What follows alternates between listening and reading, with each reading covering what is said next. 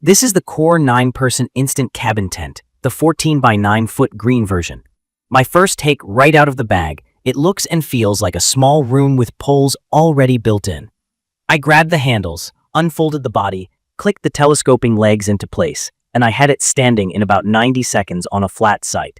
With the rainfly clipped on and guy lines staked, I was still under 2 minutes. No wrestling separate poles, no guessing which sleeve goes where. The frame is pre-attached and the legs telescope, so it's a true pop-up style, not just fast-pitch marketing. In this video, I'm sharing what it's like to use this tent on actual trips, what made me smile, what annoyed me, and what I had to fix. I'll explain the basics for anyone new to camping gear, and keep it simple. Key features that matter to me start with space. It's 14 feet by 9 feet, 126 square feet, and 78 inches at the center, so I can stand up inside without hunching and move around like I'm in a small cabin. 2 queen air mattresses fit side by side, with a walkway down the middle if I slide them tight, and there's plenty of headroom along the edges thanks to the straight cabin walls. There are 2 doors, lots of big windows, a mesh ceiling, and a removable room divider. The divider toggles in quickly to split the space for sleeping, but it's thin and doesn't block sound or give full visual privacy. With kids or mixed groups, it's a nice way to separate sleep space from gear. Just don't expect it to feel like 2 isolated rooms. From my experience, setup is where this tent earns its keep. Solo setup is genuinely easy. I unlock each leg, extend until it clicks, then repeat. Takedown had a small learning curve. Those push-button releases on the legs are tight the first few outings, and I pinched a fingertip once at the center hub when I rushed. Since then, I keep my fingers clear of the hinge points, and it's been fine. If you're new to instant frames, gloves help until you're comfortable with the folding motion. Now I can pack it in under 5 minutes without breaking a sweat. Ventilation is excellent in fair weather. Lower ground vents pull in cool air, and the mesh roof lets heat escape. With the windows cracked, I barely get any condensation on cool nights. On hot summer afternoons, though, that big interior can heat up like a sunroom if the air is still. It's perfect for mornings and evenings, but during a heat wave, I run a small battery fan to keep air moving. The tall, straight walls also make it feel brighter and more open than dome tents. Cabin style just means it uses near vertical walls instead of sloped ones, which gives you more usable space along the sides. Weather is where you need real talk. The fabric has a polyurethane PU coating rated at 1200 millimeters, and the rainfly seams are taped. For beginners, that rating is a quick way to describe how much water pressure the fabric can handle. 1200 millimeters is standard for casual camping rain. The problem I ran into is the critical seam where the floor meets the tent wall. Out of the box, that seam is not fully protected on this model, and I noticed light seepage along the perimeter during a steady drizzle. The window latch areas also let a few drops wick in during wind-driven rain. In moderate to heavy rain, I had to zip every window and door all the way up and ride it out, which killed airflow and made it stuffy. Here's what made it livable for me. I sealed the floor-to-wall seam and the window latch stitching with a clear urethane seam sealer and gave the rainfly a fresh DWR spray. After that, light showers were a non-issue, and a short thunderburst didn't soak my gear. I still wouldn't camp through a long, sustained storm or a windy, exposed site with sideways rain.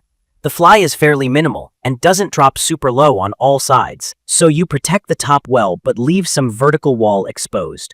For a fair-weather family tent, that's typical. If you want a tent that shrugs off nasty rain for hours, look for a model with a full-coverage fly and factory-taped floor seams. Wind performance is okay with proper staking and guy lines, but those tall cabin walls act like a sail.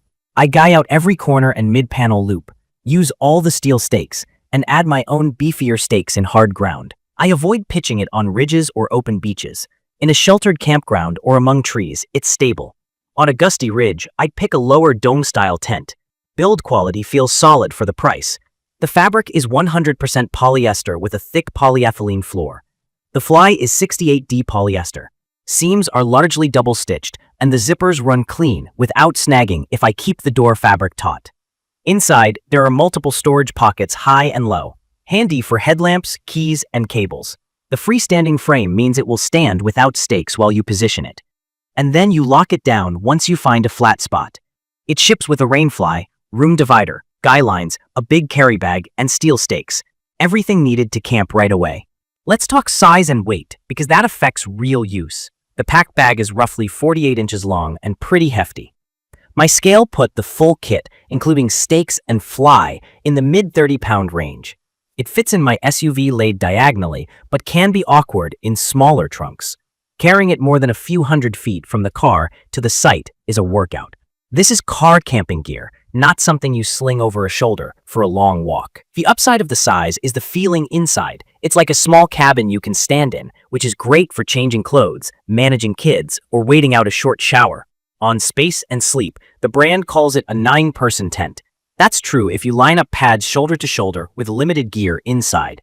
In my opinion, the sweet spot is 4 people with cots or air beds, plus bags and a camp crate, or 5 to 6 people on pads with lighter gear.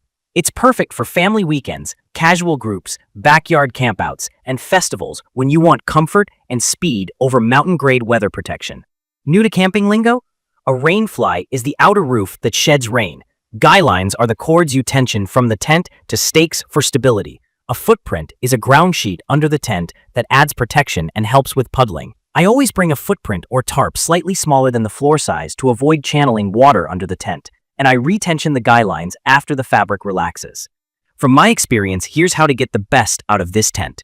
Pick a flat pitch with some natural windbreak. Stake every corner first, then add guy lines. Use a footprint and a seam sealer on the floor seam before your first rainy camp. Keep the lower vents open for airflow whenever the weather allows.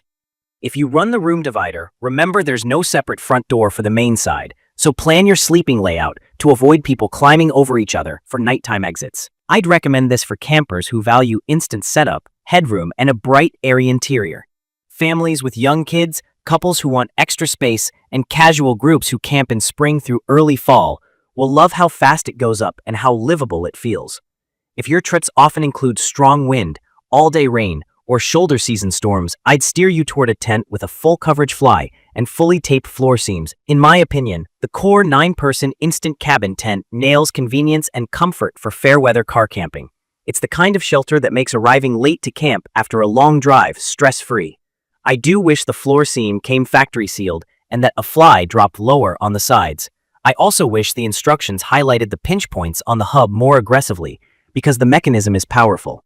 Take your time and keep fingers clear when collapsing the frame. Once I learned the workflow and sealed the vulnerable spots, it became a reliable base for weekends and quick overnights.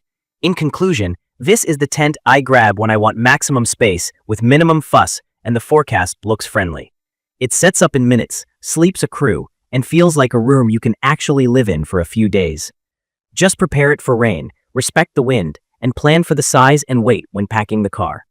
If you got value from this video, hit subscribe and drop your questions or your own experience with instant tents in the comments. Thank you for watching.